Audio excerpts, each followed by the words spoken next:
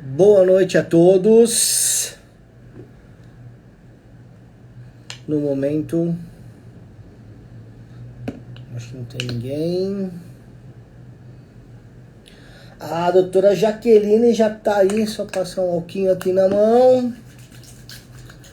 Doutor Wilson, quanto tempo?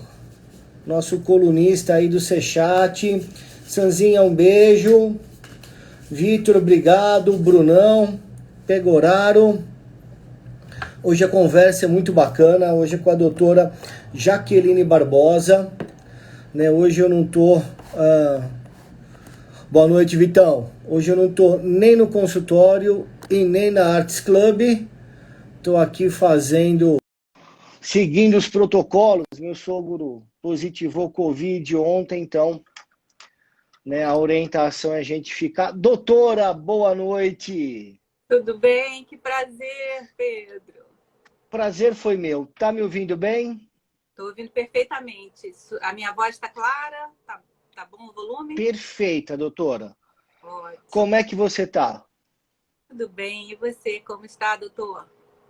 Graças a Deus, bem. Em nome do Sechat, queria agradecer, né, a tua disponibilidade, o seu tempo. Sei que é muito corrido, né? As pessoas que não te conhecem vão ver hoje o quanto que é corrido o seu tempo. Então, em nome de toda a equipe do Sechat, já tem gente falando aí que você é uma ídola. O Mob Dick Show, então... Querido Dick.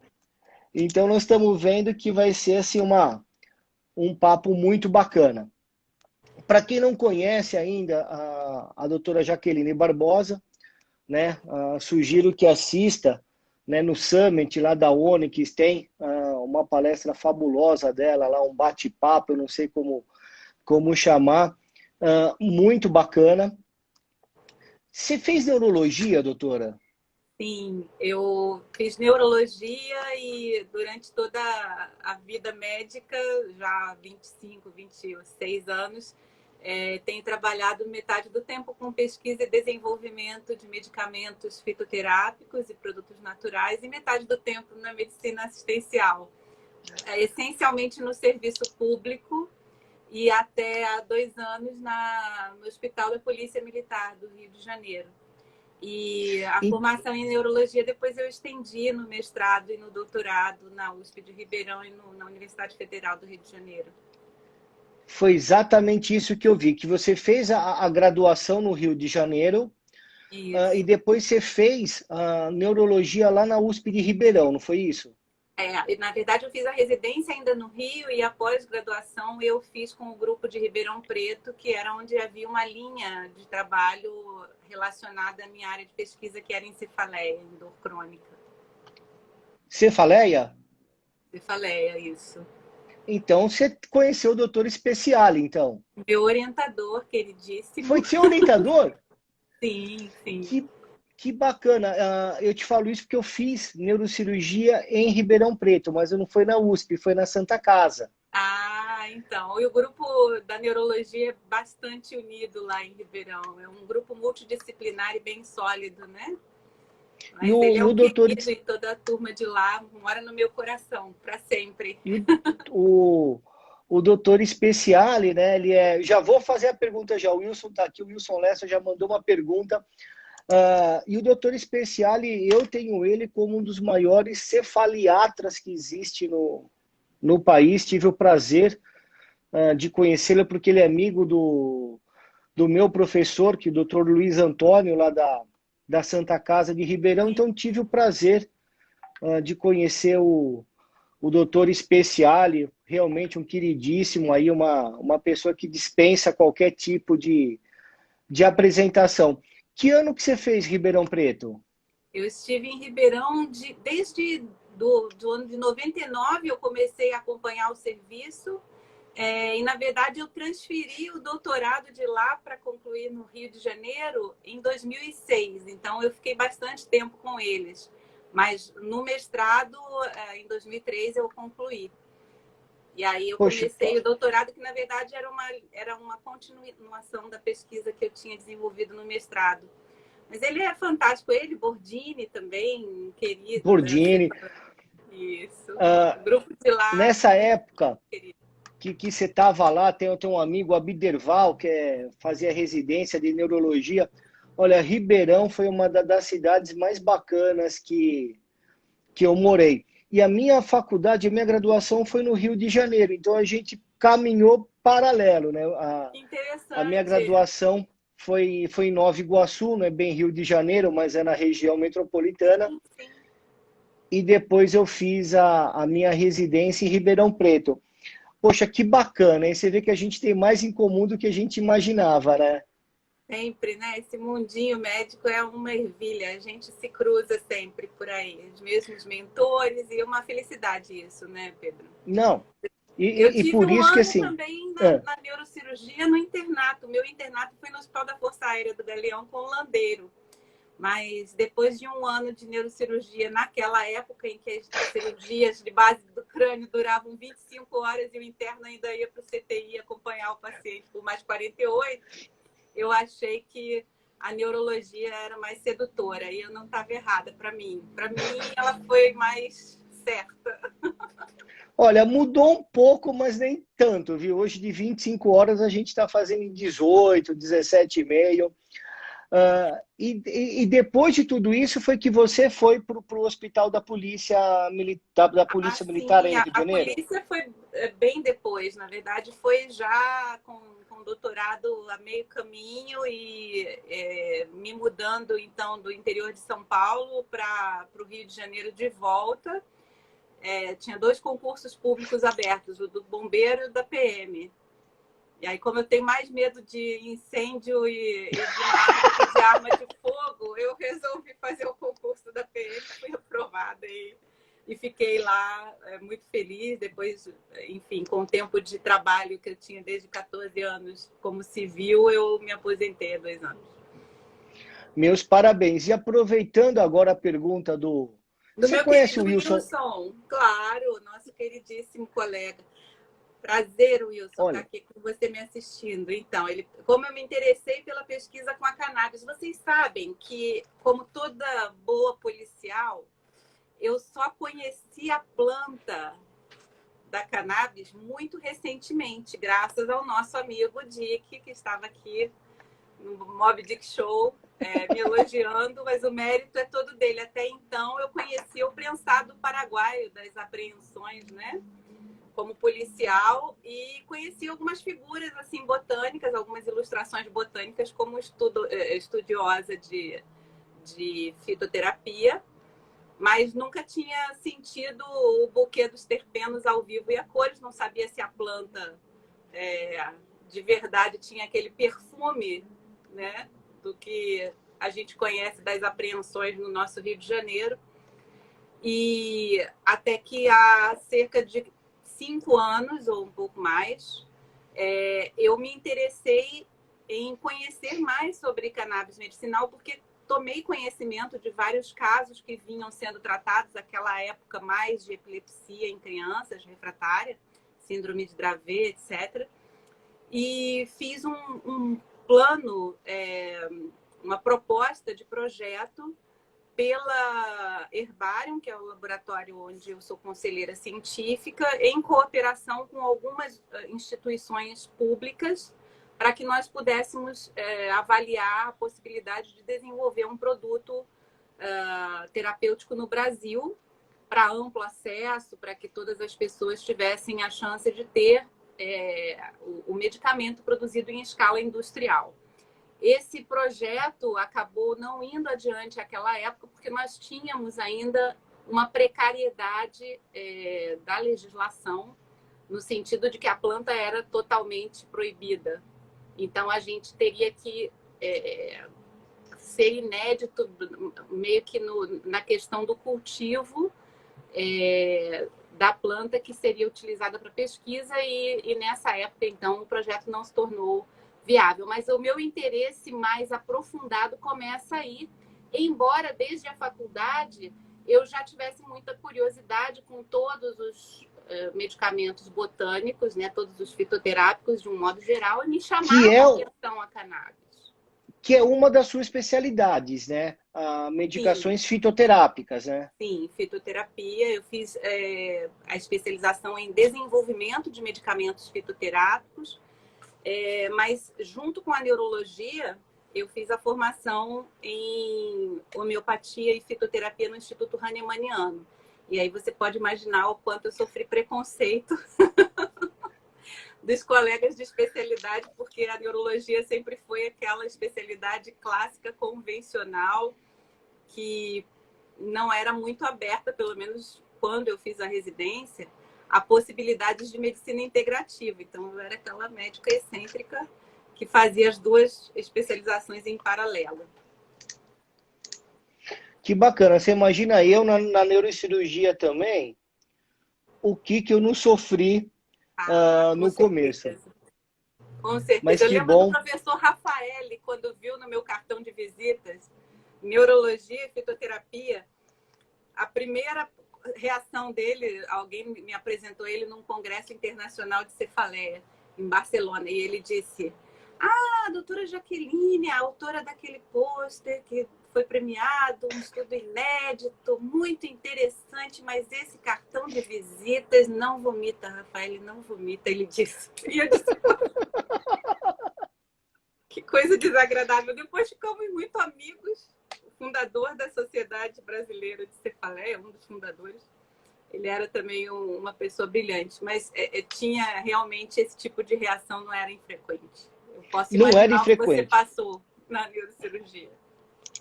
E aproveitando só dar um agradecimento e umas justificativas aqui, o Marcelo Caloni, que tinha me mandado é o pessoal que cuida da assessoria, eles falaram assim, olha, não dá mais para você fazer a live aí do consultório sem uma luzinha, não sei o quê, que eu faço geralmente as lives de um estúdio, que é da Arts Club lá do Dilson, mas eles me mandaram tudo semana passada, mas essa semana, agora, meu sogro positivou para a Covid, então, Marcelo, desculpe, obrigado pelo presente que você me mandou da Calone, e também mandar um beijo para minha professora, Nair, foi minha primeira professora no Prezinho, até hoje ela me acompanha todas as lives, e minha mãe, que se minha mãe não entrar, porque ela tá brava comigo, minha mãe já entrou, Que massa. então, agora falta só os meus filhos entrarem aí, a família está completa. E continuando o nosso papo, doutora, no Summit você fez um comentário que é uma coisa que eu vejo muito isso. Nós não tivemos na nossa faculdade nada sobre o sistema endocannabinoide. Quando a gente passa para a nossa residência, ou sub, também assim, nada, né? Foi uma coisa que... e por isso até que ficou difícil para muitos colegas aceitarem a cannabis para uso medicinal. Isso vem mudando muito lentamente, né? Sim. O que você acha que a gente precisaria fazer enquanto médicos para que isso fosse para graduação? Você tem alguma ideia de como a gente fazer isso? Bom, eu sou suspeita porque eu levei isso para pós-graduação, né? Vendo que Sim, nós não tínhamos uma pós-graduação formal, eu aprendi o início da minha trajetória aprendendo sobre cannabis foi com os growers. Inclusive as mães com habeas corpus para tratar de seus filhos, né, com epilepsia refratária, e plantando para fazer seu medicamento em casa, contrariando a lei, com risco de ser presa. Tá aí o filme legal para quem perdeu essa parte da história. E então, com cultivadores não médicos, é que eu tive as primeiras instruções concretas sobre a planta. Como eu disse lá no início da faculdade, eu já me interessava porque cannabis consta da matéria médica homeopática. Eu cheguei a fazer os 3 anos no Instituto Hahnemanniano do Brasil, de homeopatia, e eu vi aqui os antigos, não tão antigos assim, apenas 200 anos antes de mim, tratavam seus pacientes com cannabis. Bem antes disso, milhares de anos antes disso, a gente sabe que há evidências de que isso era um uso dos povos originários no Oriente e na África. Então, que é uma planta medicinal. Acho que hoje em dia não há mais dúvidas sobre isso, mas de fato nós não só não aprendemos sobre cannabis na faculdade, como também não aprendemos sobre fitoterápicos e sobre o quão diferente é a farmacologia botânica quando comparada com a farmacologia sintética. Então, uma outra curiosidade é que até hoje nós encontramos colegas que nos fazem perguntas baseadas no modo de entender a fisiologia e no modo de entender a terapia do ponto de vista dos sintéticos, né? Então, a gente precisa explicar que a farmacocinética dos botânicos, né, não é linear, que a gente tem um fitocomplexo atuando sobre uma rede fisiológica, que a regulação dessa rede se dá pelo sistema endocannabinoide, que, como nós acabávamos de dizer, não nos foi também ensinado nos bancos escolares. Então, a dificuldade toda está instalada por aí. E, a partir dessa deficiência na aprendizagem médica, eu vi uma oportunidade de construir um curso de pós-graduação, não só para médicos, porque a cannabis é multidisciplinar, como deveria ser uma prática integrativa, a fitoterapia é uma prática integrativa e deveria ser para todas as plantas medicinais. Então, eu propus com um colega que já havia trabalhado comigo numa pós-graduação aqui no Rio, que nós construíssemos esse programa, e ele foi, então, levado para São Paulo. Isso é a minha parte na história de promover educação médica continuada e inclusiva, né, da cannabis. Mas há muito o que se fazer. E acho que todos nós podemos fazer bastante, multiplicando conhecimento, divulgando conhecimento e, principalmente, tentando minimizar o desconhecimento, né? Realmente. Então, assim, que os grows, né, os jardineiros, foram os primeiros professores da maioria de nós, a gente não tem dúvida, mas muita coisa eu aprendi com o Ricardo, né, aí do Rio de Janeiro. Então, o Ricardo me ajudou bastante, né, o Ricardo Ferreira, ortopedista aí do Rio. E a falta que nós temos na faculdade, eu acho que essa pós-graduação que você vem coordenando junto com a Inspire e a Anima, não é isso? Em parceria com a Unixcan, não é? Isso, eu e o professor Lauro Pontes. Inicialmente, essa pós-graduação seria conduzida no Rio, como eu disse, mas então nós levamos para São Paulo com uma estrutura, uma metodologia de ensino super moderna da Anima Inspirale. E, enfim, começa em janeiro e a gente já tem uma fila de espera grande. E aí vão ser feitas entrevistas e a gente espera formar uma turma não muito grande, porque nós temos algumas atividades presenciais e a gente quer que essa primeira turma seja bastante consistente, porque vai ser de onde sairão os multiplicadores, assim a gente espera, né? Eu participei de umas gravações lá da Anima, achei assim fantástico todo o conteúdo, toda a forma que foi feita. Vocês estão realmente de parabéns, né? A pergunta era para ter essa resposta mesmo, porque eu acho que uma das formas, né, de a gente trazer esse conhecimento para a graduação é a gente tendo cursos de pós-graduação. A gente está, como tudo na cannabis, a gente vê as coisas no nosso consultório para depois a gente fazer o estudo, porque a gente não consegue fazer muito estudo, a gente precisa ter uma pós-graduação para depois entrar isso na graduação. Exatamente. Embora quem já perdeu essa parte do bonde vai ser atendido. Tem uma chance. Nas academias, nas universidades, é cada vez mais frequente a iniciativa de docentes que já implementaram como conteúdo programático, curricular, ordinário, o estudo da cannabis. Isso na agronomia, na medicina veterinária já se vê, em algumas faculdades de medicina também. Acho isso fantástico. Eu acho que isso é um processo que agora vai cada vez tomar mais força. O Luiz Felipe falou que já teve aula, né? Até já vou aproveitar uma correção que o Lessa fez, né? O Luiz Felipe não teve aula de cannabis medicinal, teve aula do uso medicinal da cannabis, né? Porque a cannabis...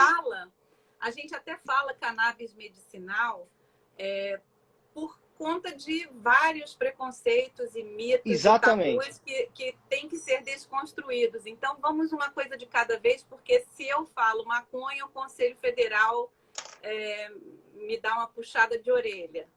A gente tem que, inclusive, educar também os colegas dos conselhos, né? Tem isso. Sim. Com toda a vênia, eles precisam de conhecimento.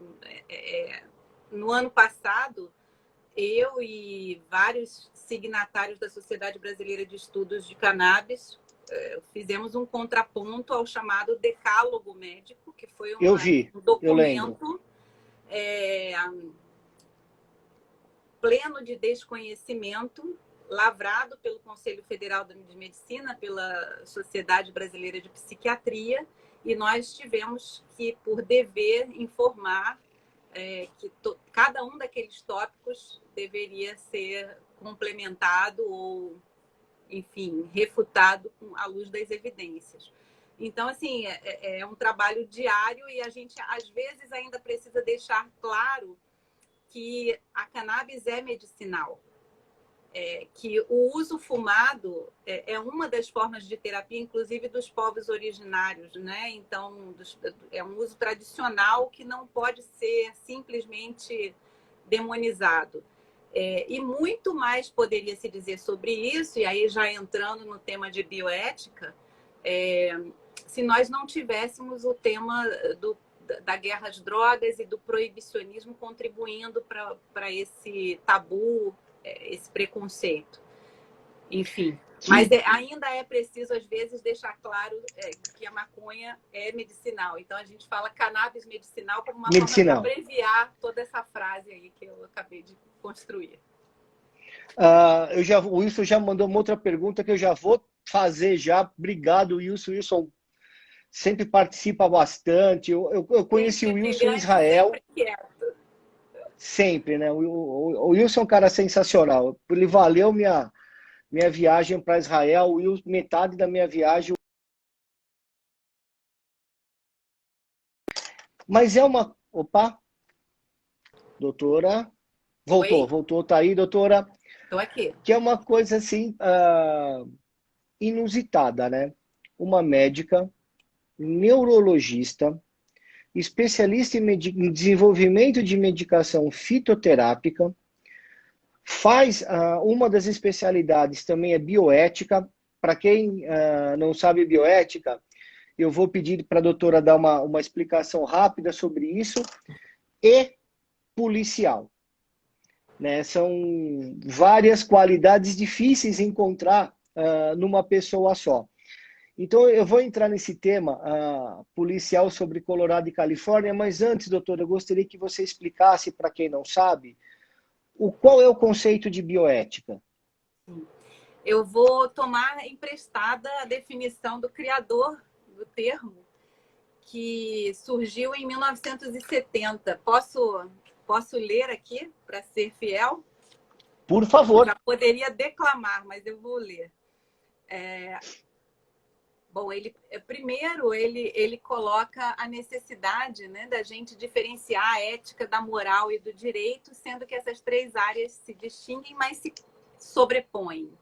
Então, ele diz que a moral vem da sociedade, o direito é uma lei que visa estabelecer a ordem, né, e a organização das liberdades. A ética, então, vindo da pessoa. Quando ele diz que a moral vem da sociedade, é mais no sentido de um senso comum construído por uma coletividade, e a ética no sentido da virtude, e que é mais individual, né? E dentro disso ele coloca, então, a questão de que a bioética seria o estudo a ponte entre as ciências e as humanidades, uma forma de enfatizar os dois componentes mais importantes para se atingir uma nova sabedoria tão desesperadamente necessária: conhecimento biológico e valores humanos. Essa é uma afirmação do bioquímico americano que cunhou o termo bioética, que é Van Rensselaer, né? Potter II, tinha um segundo de nobreza. E o Warren Reich também colocou em 1995 uma definição mais simples, que é o estudo sistemático das dimensões morais das ciências da vida e da atenção à saúde, incluindo a visão moral, decisões, condutas e políticas. Ou seja, bioética é o exercício indispensável para quem se propõe a exercer qualquer atividade relacionada ao cuidado da vida, né? E ela se impôs a partir dos desmandos e dos absurdos que ocorreram depois da Segunda Guerra Mundial, como uma necessidade, inclusive estabelecida através de tribunais internacionais. E se hoje nós podemos fazer pesquisas clínicas que são, cada uma delas, julgadas do ponto de vista da bioética antes de serem aprovadas para que sejam conduzidas, a gente deve muito a esses pioneiros que colocaram ordem nas coisas, ou tentaram ordenar a nossa vontade de fazer o que é certo e o que é direito. Não, ó, vou repetir então o comentário da minha mãe, né, que é socióloga, perfeita definição. Ah, Doutora, Pedro Fierro. minha mãe. Tá Muito ali, ó, bom. firme e forte em todas as lives. Medical Hemp Brasil, um abraço para vocês. Pergunta do Wilson Lessa. Qual a importância da aprovação do projeto de lei 399/2015 para você? Total. A gente costuma utilizar o termo da semente ao paciente, né? Não se pode falar em planta medicinal sem se falar em... Gostei dessa, hein? Vou até escrever aqui.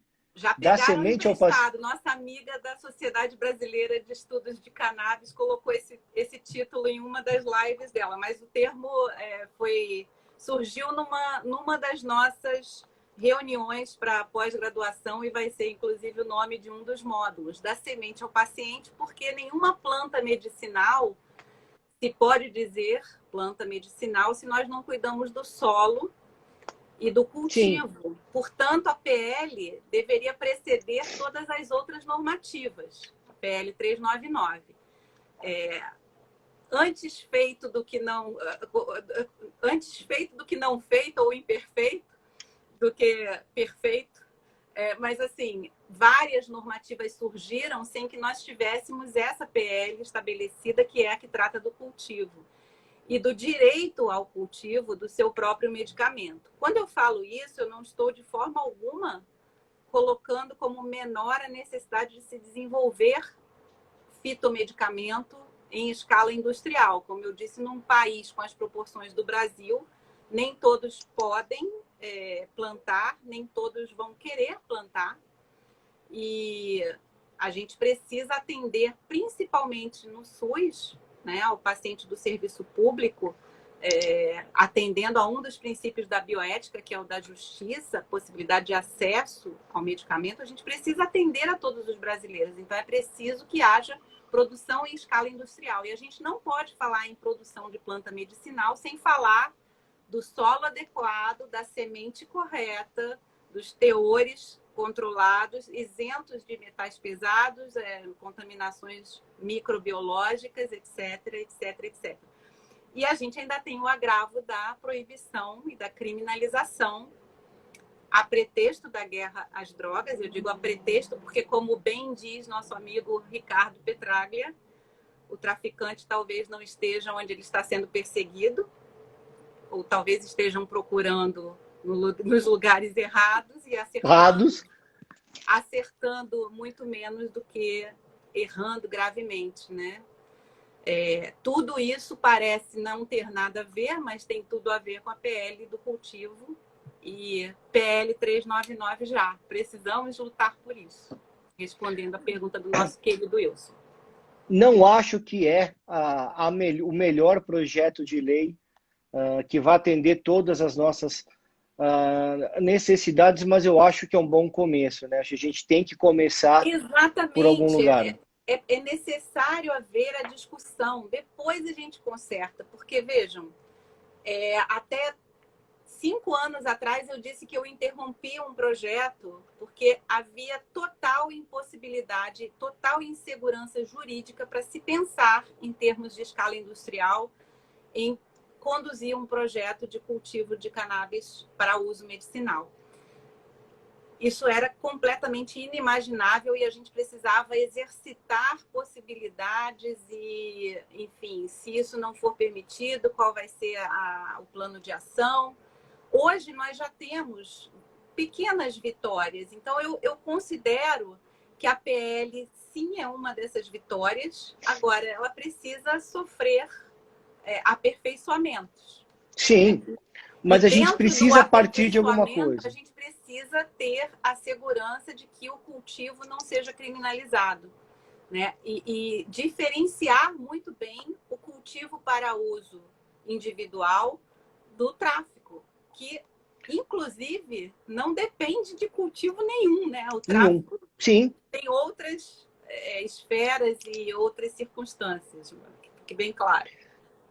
Você me deixou uma bola pingando aqui sobre os pacientes do SUS, mas o Mob Dick Show fez um comentário que já entrou na frente, que é assim, exclui as vítimas da proibição. Então, assim, agora eu vou te contar 2 cenários que nós temos no mundo. Mob Dick Show, obrigado pelo toque que você me deu aí. Tinha até esquecido já sobre isso, que são 2 políticas de 2 estados americanos que a gente vê assim como são distantes, né? No Colorado, né, é proibido trabalhar na indústria da cannabis qualquer pessoa que tenha sido presa ou detida na política de drogas americanas. Já na Califórnia é justamente o contrário, né? Eles dão prioridade para aquelas pessoas que tiveram problemas com a justiça, porque é uma forma de incluir essas pessoas de novo na sociedade. Particularmente, eu acho a ideia da Califórnia, e aí pegando o gancho com o Moby Dick, né, que são essas vítimas dessa guerra contra as drogas, que a gente viu que nesse formato não deu certo. Você acha que a gente tem maturidade suficiente no Brasil para pensar em algo desse tipo, uma vez que a PL 399 passe, que a gente priorize as pessoas que foram, de alguma forma, passaram por algum problema com a justiça, ao invés de fazer o contrário, como o Colorado? Olha, como técnica em segurança pública que sou, eu só posso ser simpática à posição da Califórnia. E o Colorado tem este e outros problemas, apesar de ter sido um dos pioneiros, né, na autorização de uso, etc., e abertura, peca por esse tipo de situação. Imagina uma pessoa encarcerada de uma procedência de vulnerabilidade, certamente, porque os poderosos raramente serão encarcerados por porte de maconha. Sim.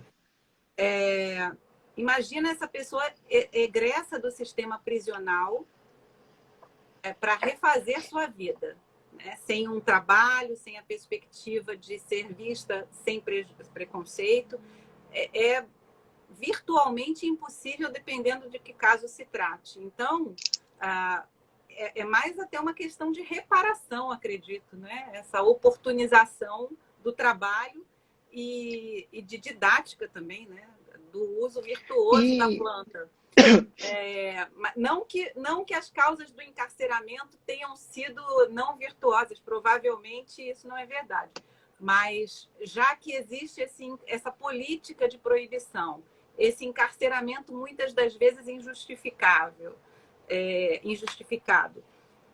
o mínimo que o Estado poderia fazer seria assegurar trabalho para essas pessoas que saem do sistema penal e muitas delas já com alguma experiência de cultivo, mas como regra, não. Como regra, conhecendo só um produto de tráfico adulterado, contaminado por metais pesados, por micróbios, por tantas outras mesclas que não sabemos quais. Eu vou, depois, inclusive, eu tive uma conversa com o deputado Luciano Dutti e tenho uma já que está sendo combinada com o deputado Paulo Teixeira. Eu vou levar, inclusive, esse debate para ele. Excelente.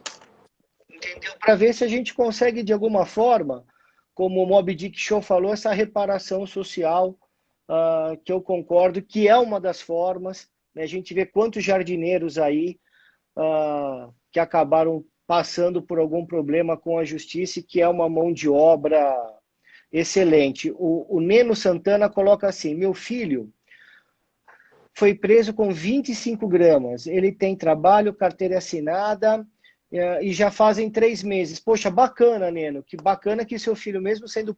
Bem, primeiro que ser preso com 25 gramas já é um negócio complicado da gente debater, mas que bom que ele conseguiu carteira assinada, tudo, porque infelizmente isso não é a maior parte das pessoas que são presas no Brasil. E a bola que você me deixou quicando foi o paciente SUS ter acesso à medicação. A gente escuta falar muito que a gente vai ter essa medicação no SUS, né? Opa, o Moby Dick falou, não, o filho dele continua preso, então eu entendi O que eu errado. Já fazem entendi é que 3... o filho continua preso, e aí, Neno Santana, procure os advogados de uma das redes de apoio. Depois, no privado, nós podemos te encaminhar para pessoas que fazem um excelente trabalho. Um exemplo é a Rede Reforma. Reforma. Que pode te ajudar na defesa do seu filho. Neno, Lamentavelmente. Agora, você sim. imagina, 25 gramas, claramente para uso pessoal.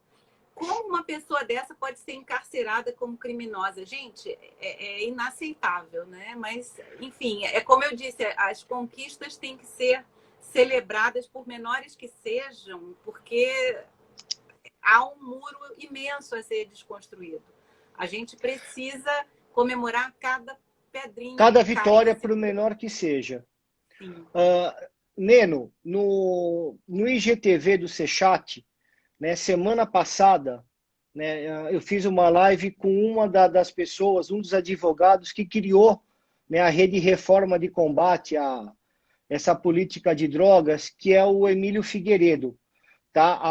A doutora Ana também, estão todos aqui assistindo, tem vários advogados aqui nos assistindo.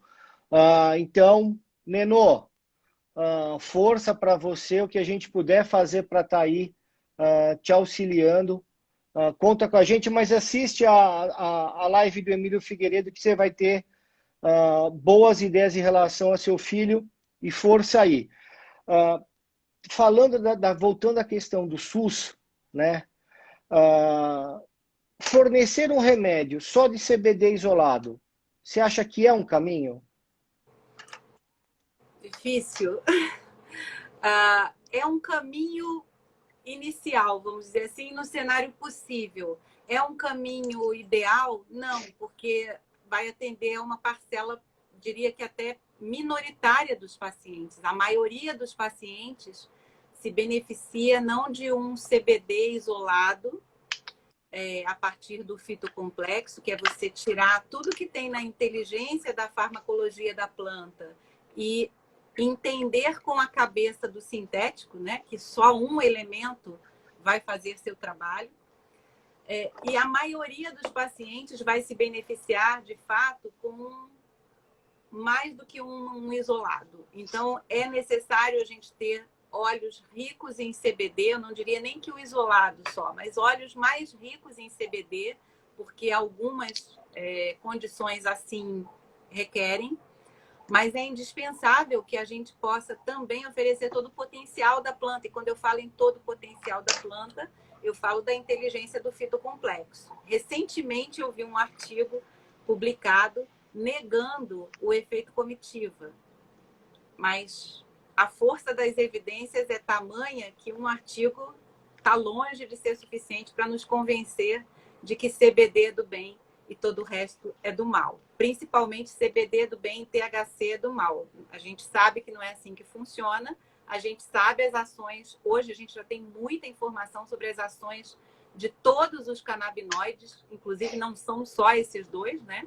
São muitos canabinoides na planta e dos terpenos, que são também figuras importantíssimas aí nessa orquestração de efeitos. Então, eu não Com sou certeza a favor de isolado como única opção terapêutica e muito menos como a melhor. O Moby Dick falou um comentário aqui que eu ia fazer, né? Que a cartilha da ministra Damares falou que não, que existem poucas Ah, evidências tive, científicas. querido, mas a cartilha da professora Damares pertence à esfera dos stand-ups, não é da ciência, né? Então, desculpem, eu não pude evitar. Vamos lá, vamos voltar ao tema aqui da Não, live. exatamente. Aí, aproveitando agora que o Leandro da HealthIsMed aí mandou um abraço, tudo, eu vou aproveitar, porque a HealthIsMed ela trouxe para o Brasil a linha que contém o CBG. Então a gente começa a observar que cada vez mais a gente tem agora óleos com outros canabinoides surgindo além dos prioritários CBD e THC. Eu sei que você está um pouco afastada da assistencial, mas que você é muito voltada na parte de pesquisa, né? O CBG, né? Aonde que você vê um caminho para ele, ou você ainda acha que nós estamos muito no início com o CBG? Estamos, mas aqui falhou um pouquinho. Tá aí? Tanto o CBG quanto outros canabinoides menores são, na verdade, pouco estudados. À medida em que nós tivermos possibilidade de ter autorização para mais pesquisas, nós vamos ter muito mais informações. Eu não acredito que apenas 2 marcadores, porque é isso que CBD e THC seriam marcadores dentro do fitocomplexo para fins de acompanhamento e rastreamento de qualidade da produção. Eu não acredito que eleger esses marcadores como únicos responsáveis pelos efeitos terapêuticos da cannabis seja até inteligente. Não é. Nós já temos informações sobre o papel dos outros canabinoides, mas veja, também não é uma solução eleger quaisquer deles para serem protagonistas isoladamente, porque daqui a pouco começa como foi com a história aí dos probióticos, né? Cada um pega um probiótico, batiza uma strain qualquer, patenteia e coloca dezenas de estudos como se aquilo ali isoladamente fosse a microbiota. Da mesma forma, no fitocomplexo, a gente ganha muito quando a gente olha para as redes, para o sistêmico. Né? O efeito de uma planta medicinal, como regra, é sistêmico, é comitiva, é de vários elementos associados. E age com orquestração, não é um solo de violino, é uma orquestra. Porque as nossas redes fisiológicas, elas são interconectadas. Esse raciocínio, né, da abordagem de bala de prata, uma molécula, um alvo terapêutico, não se mostrou muito vitorioso, sobretudo no caso das doenças autoimunes e das doenças crônicas. É óbvio que a gente vai precisar do arsenal sintético sempre. Mas quando a gente fala de tratamento com planta medicinal, a gente tem que pensar no efeito de várias substâncias em associação, estudar até isoladamente, eventualmente, um ou outro desses jogadores do fitocomplexo, mas eu tendo a acreditar que nós não vamos caminhar para os isolados. Nós vamos Também acho que não. os efeitos deles de forma isolada, mas depois o raciocínio do conjunto acaba levando a efeitos que são diferentes da soma desses isolados, entende? O CBG, né, ele é um dos canabinoides que nasce primeiro na planta e depois ele vai se transformando em outros canabinoides, incluindo o THC.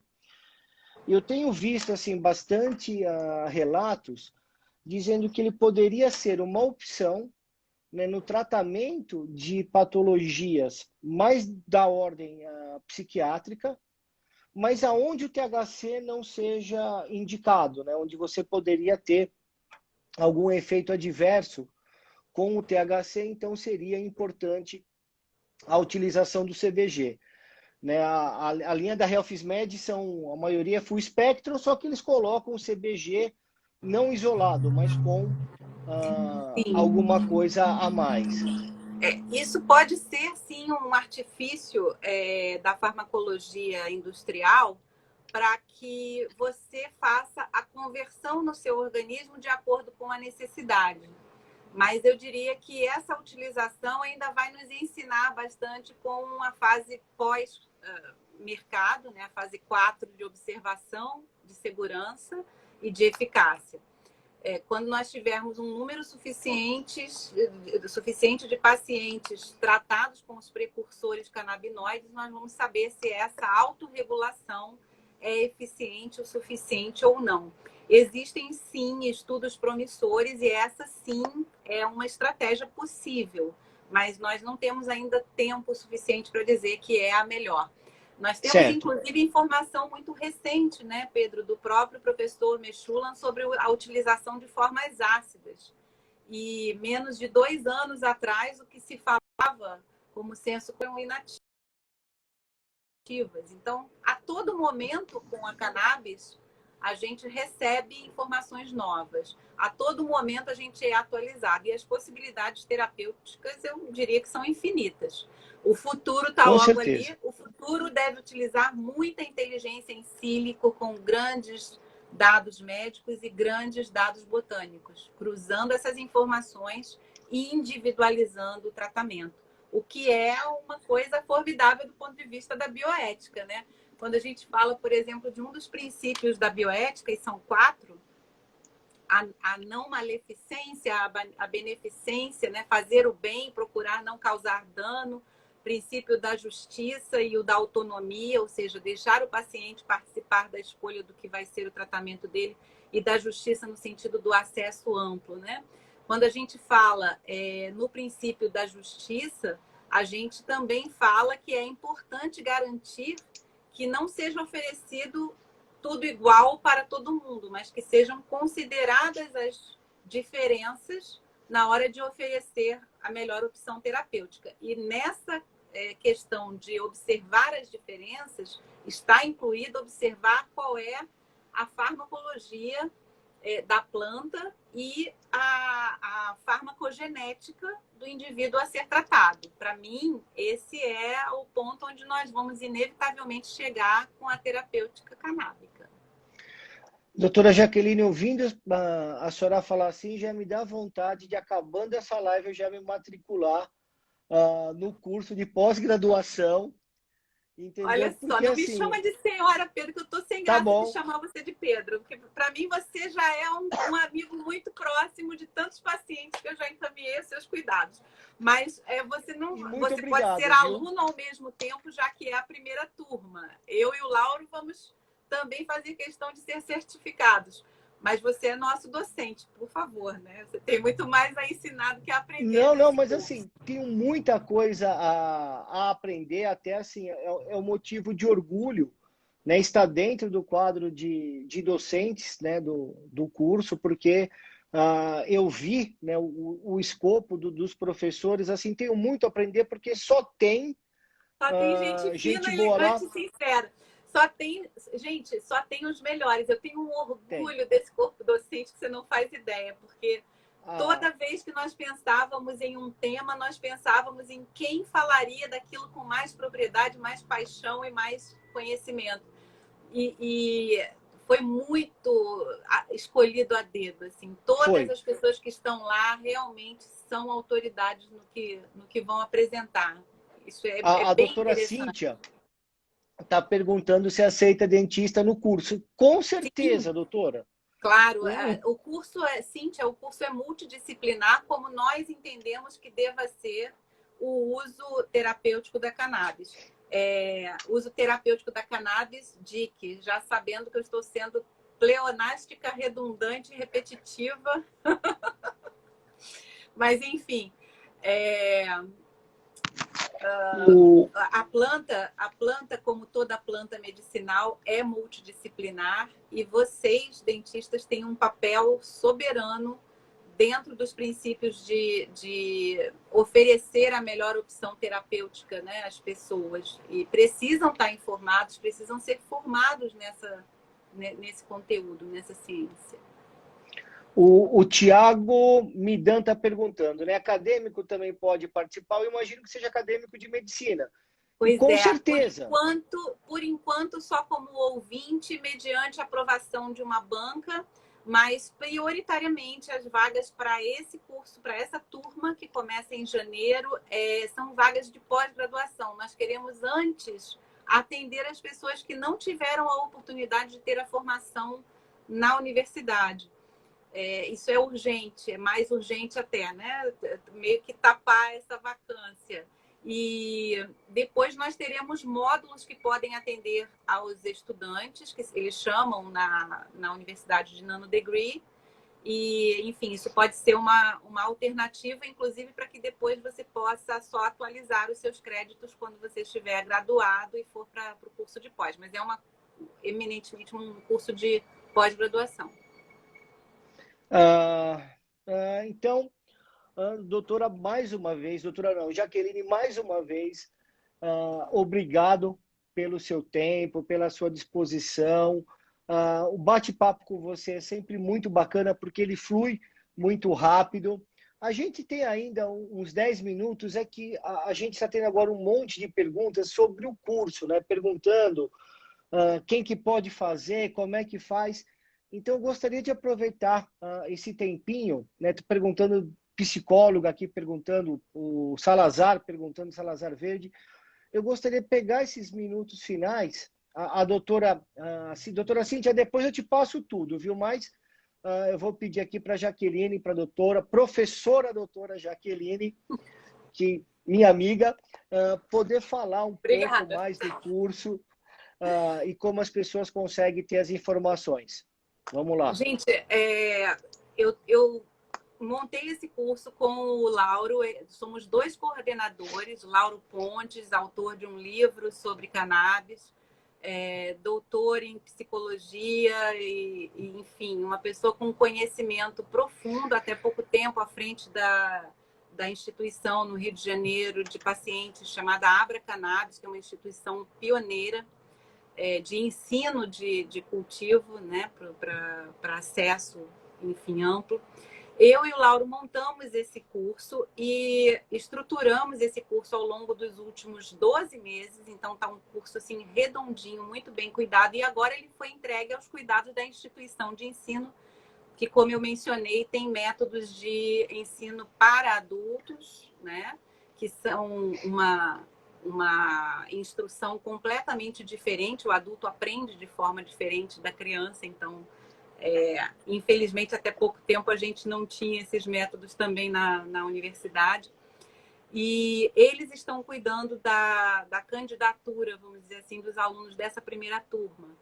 Tem mais pessoas interessadas do que vagas no momento, porque uma grande parte do curso será presencial no Rio de Janeiro, mas principalmente em São Paulo. E eles estão fazendo uma pré-seleção. Eu não tenho acesso ainda a essa pré-seleção no sentido de possibilidade de presença física, de disponibilidade de tempo para cursar e principalmente da aplicabilidade do conhecimento. Então, feita essa triagem, vão ser abertas as matrículas ainda em dezembro para início do curso em janeiro ou fevereiro.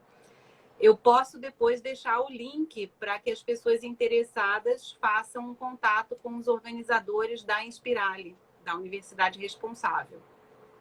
Não sei, Perfeito. talvez por algum tempo no site a gente possa colocar esse link disponível. Acho que é mais prático, né, do que eu tentar copiar e colar aqui. Até poderia ter feito isso e colar aqui. Não sei se eu consigo sem que caia a nossa conexão. Acho mais seguro depois disponibilizar. Tá bom.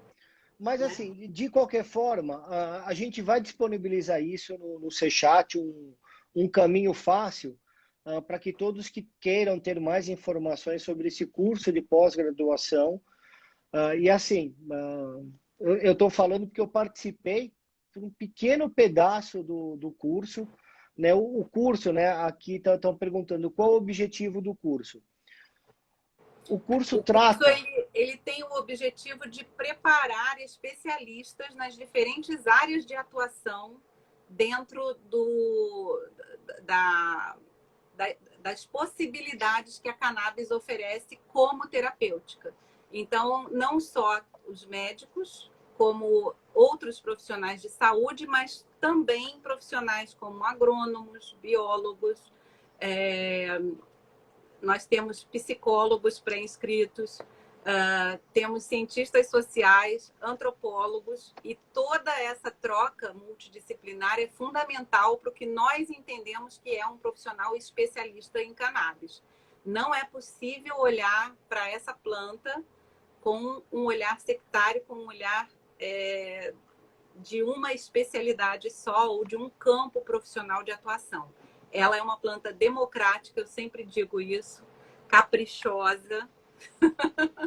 Quem tentou cultivar assim, sem entendê-la muito, provavelmente falhou e falhou mais de uma vez, não é? E, enfim, é uma planta soberana, não é à toa que estava entre as 5 nobres plantas do sistema de medicina mais antigo de que se tem notícia, que é o Ayurveda. E por isso ela precisa de colaboração de todos os profissionais. Por isso nós abrimos o curso para profissionais interessados de uma forma geral.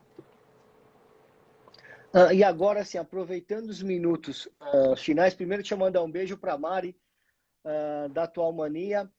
O Mob Dick Show está perguntando, afinal, se você é guitarrista. Eu não sei se é para mim ou para você. Eu não sou guitarrista. Você é, Jaque? Eu não. Eu também só não toco sou. instrumento de percussão, castanhola, carrom. Nota musical não sai nem na minha voz afinada. E aproveitando assim, esses minutos finais, uma vez eu vi um artigo seu que eu fiquei assim entusiasmado, né? Entusiasmado que é a questão que você relaciona a cannabis com os essênios. Na verdade, tem-se... Aí a gente vai entrar... Melhor abrir outra live aqui, que essa aí vai cair. A gente vai entrar no uso ritualístico e no uso místico.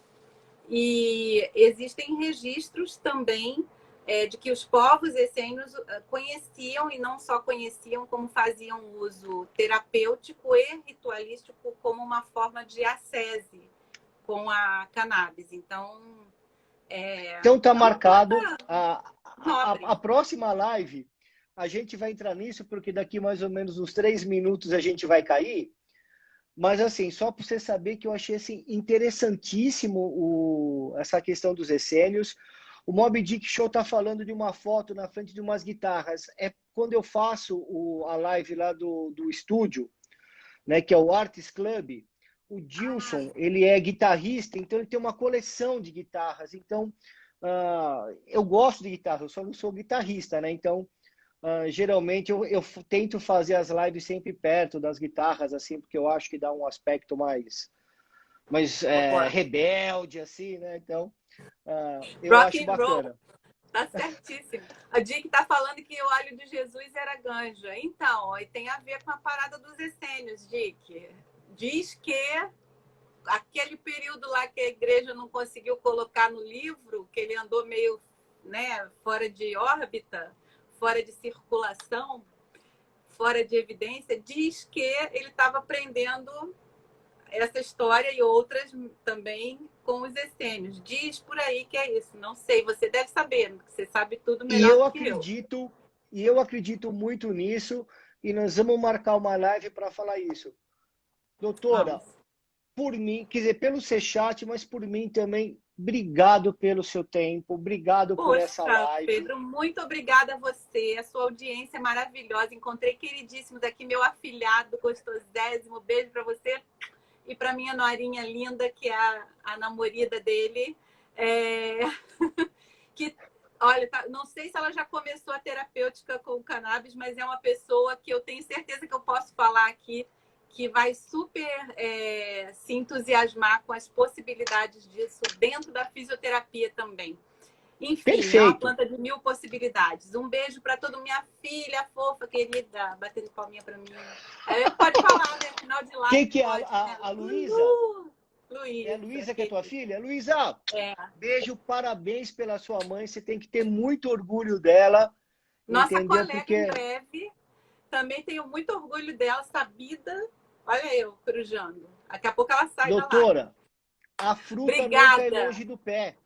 Entendeu? Lógico que é. Meus queridos pupilos, deixa eu dar beijo aqui, ó, além do meu sobrinho lindo, Ah. lindo arte. Thales, Laís, todos meus queridos aluninhos, pupilos, Você tá vendo? Que a ex-estagiários. Agora audiência cada não um é ganhou minha, o é mundo. sua. Agora cada um ganhou o mundo, já está crescido, mas vão ser sempre meus meninos. Claro. Neno, um abraço, sorte aí com o seu filho. Precisar da gente, entre em contato que a gente te ajuda. Doutora. Força aí, Neno, vai dar certo. Beijo, beijo, Dick. Beijo. Beijo, Ed, beijo. Beijo para todo Tchau, mundo. tchau. Tchau.